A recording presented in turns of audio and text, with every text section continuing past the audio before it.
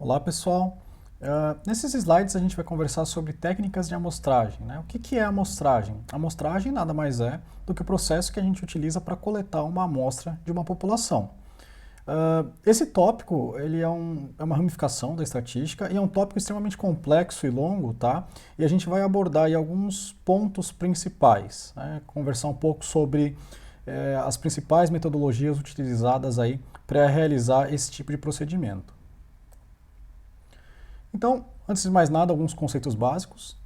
Os dois primeiros a gente já conversou de alguma maneira, né, nos outros slides, que são população e amostra. Então, só trazendo novamente, a população é o conjunto de elementos para os quais a gente deseja realizar algum tipo de conclusão. Tá? E a amostra nada mais é do que um subconjunto dessa população, ou seja, um pedaço aí dessa população. E a amostragem, né, que seria o tópico dessa aula, seria o processo para coletar essa amostra aí de alguma maneira. Existem então dois novos conceitos básicos, o primeiro deles parâmetro e o segundo estimativa. Eu sei que a gente já tem algum tipo de definição sobre parâmetro, né, na cabeça, mas dentro da estatística, um parâmetro nada mais é do que uma medida que descreve certa característica dos elementos de uma população. Como assim? Bom, vamos supor que a minha população de interesse são os alunos dessa disciplina, então, sei lá, 60 alunos, né, vamos arredondar, e eu coleto uma característica de interesse aí. E essa característica poderia ser, por exemplo, a altura. Então eu medi a altura de todos os 60 alunos. E aí eu calculo a média dessa altura. Então a média, né, é um parâmetro dessa população. A média das alturas seria um parâmetro populacional.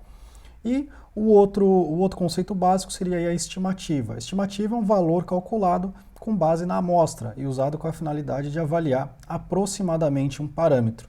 Então, o que seria essa estimativa?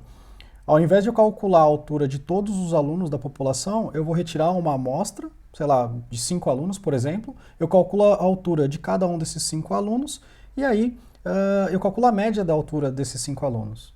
Então, esse valor que eu obtive, a média da amostra, né, o valor que eu obtive para a média amostral, seria a estimativa. Tá? Então, amostragem, né? Por definição, como eu já adiantei, a amostragem nada mais é do que o processo para a gente realizar a seleção dessa amostra. Existem diversos procedimentos ou diversos tipos de amostragem diferentes que são mais adequados para problemas específicos. Tá? Aqui a gente vai listar alguns dos mais comuns ou dos mais simples. Tá? Então, a primeira coisa que a gente tem que pensar é por que a gente utiliza uma amostra? Né? Por que a gente não utiliza a população? É muito melhor a gente trabalhar com a população. Pensa só, nesse exemplo que eu dei sobre coletar uma amostra, né, coletar os 5 alunos, coletar a altura dos 5 alunos da minha população toda, essa média que eu calculo, essa média das alturas que eu calculo nessa amostra, não necessariamente vai ser exatamente igual à média da altura de toda a minha população, de todos os 60 alunos. Pode acontecer dela ser igual. Eu posso dar sorte, pode acontecer dela ser igual. Pode acontecer também de eu dar muito azar e pegar, por exemplo, 5 alunos mais baixos. Então a média da minha amostra vai ser muito mais baixa do que seria a média aí das alturas da minha população toda. Eu posso dar azar também e pegar os 5 alunos mais altos. E aí, então a média da altura dessa amostra vai ser muito maior do que a média da minha população em si. Então por que a gente não trabalha com a população? Por que a gente tenta trabalhar com uma amostra? Existem situações em que é impossível a gente trabalhar com a população toda. Obviamente, quando eu estou nesse exemplo que eu tenho 60 alunos, é muito simples para mim, é muito fácil coletar determinadas características para essas 60 pessoas. Mas existem problemas em que a coleta dessas características de uma população toda é praticamente impossível, para não dizer impossível. Vamos pegar como exemplo os eleitores brasileiros. A gente tem milhões de eleitores. Então, ir na casa de cada um, ou telefonar para cada um deles, para fazer uma pesquisa de opinião, uma pesquisa eleitoral, é extremamente complicado. Né? Isso demanda muito tempo e muito gasto de dinheiro. A gente tem então, aqui, na verdade, nesse primeiro bloco, né, ou no segundo bloco, na verdade, que seria o porquê utilizar a amostragem, é basicamente por causa disso. Tá? Demanda tempo demais para a gente coletar as características de uma população toda, e tem um impacto, né, financeiro muito grande fazer isso. E, novamente, existem situações em que é impossível a gente alcançar a população toda. Tá? Então, nessas situações, que a gente deve trabalhar com a amostra. E o objetivo, um dos objetivos da estatística, que a gente já conversou nos slides anteriores, é tentar realizar generalizações. Então, a partir de uma amostra, eu tento generalizar esse resultado que eu obtenho na minha amostra para a minha população. Obviamente, então, eu tenho que seguir alguns procedimentos específicos para conseguir realizar essa generalização, certo? E aí que entra a amostragem. E quando eu não devo utilizar a amostragem? Quando a minha população é pequena. Então, nesse exemplo dos alunos da turma, não faz muito sentido, ou não faria muito sentido eu fazer esse tipo de procedimento. Quando a característica que eu tenho interesse de trabalhar é de fácil mensuração. E quando eu preciso ter uma alta precisão. Então, por exemplo, de 10 em 10 anos, o Brasil ele realiza um censo. Por quê? Porque é interessante a gente ter uma alta precisão de tudo que está acontecendo no nosso país. Como demanda um tempo para realizar esse tipo de coisa e como demanda muito dinheiro, esse censo é realizado de 10 em 10 anos. Se fosse simples fazer isso e barato fazer isso, a gente faria todo ano, por exemplo, né?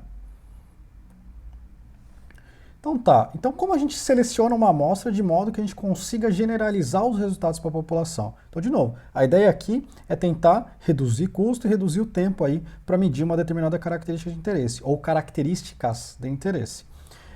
O processo de amostragem, ou as técnicas de amostragem, elas podem ser subdivididas em dois grandes grupos.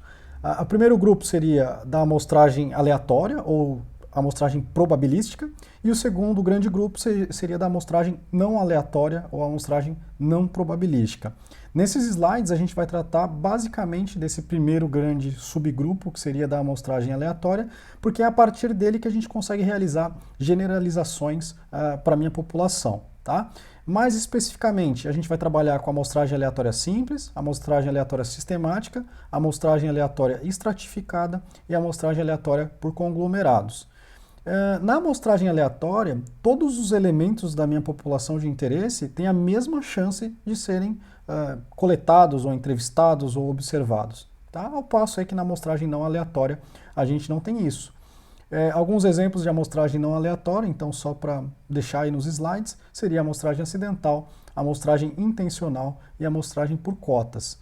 A amostragem por cotas é a que é utilizada atualmente para realizar a pesquisa eleitoral, tá? Então, qual a principal diferença entre uma técnica de amostragem aleatória para uma técnica de amostragem não aleatória? Quando a gente está trabalhando com um processo de amostragem aleatória, ou seja, quando todos os indivíduos da população eles têm igual chance de serem selecionados, a gente tem um embasamento para poder, com confiança estatística, generalizar os resultados obtidos na amostra para uma população. Ao passo que quando a gente trabalha com uma amostragem não aleatória, em teoria, a gente não teria essa possibilidade, né, de fazer essa generalização. Isso, na realidade, é uma grande discussão que tem dentro da comunidade estatística, mais especificamente na comunidade de amostristas, né, que são pessoas que de fato trabalham com essa parte de técnicas de amostragem. Tá? Então existe uma razoável polêmica sobre o assunto, mas às vezes a gente é meio que obrigado a trabalhar com essas técnicas não probabilísticas. Então, por que a gente utiliza, ou por que às vezes a gente utiliza, ou a gente escolhe trabalhar com esse tipo de amostragem? Porque na amostragem aleatória existem determinados pressupostos que são razoavelmente rígidos e às vezes é difícil atender eles. Tá? Então, nesses casos, a gente trabalha com amostragem não probabilística, seja por conta de tempo, por conta do valor, né, que deveria ser empregado para realizar uma amostragem aleatória. Então, às vezes é mais barato fazer uma amostragem não probabilística. O que a gente teria que respeitar teria de alguma maneira pegar uma amostra, né, ou selecionar uma amostra que fosse representativa, ou que representasse muito bem a população, tá? Mas, na medida do possível, por conta de toda a teoria por trás, né, da amostragem aleatória, a gente deve aí selecionar metodologias provenientes desse subgrupo aí de amostragem aleatória, tá? De técnicas de amostragem aleatória. Por esse vídeo é isso, pessoal. No próximo vídeo a gente vai conversar sobre as principais técnicas aí, ou talvez as mais simples, enfim, de amostrar, que concernem o que estão dentro do grande grupo, aí, do grande subgrupo de técnicas de amostragem aleatória, tá? Muito obrigado.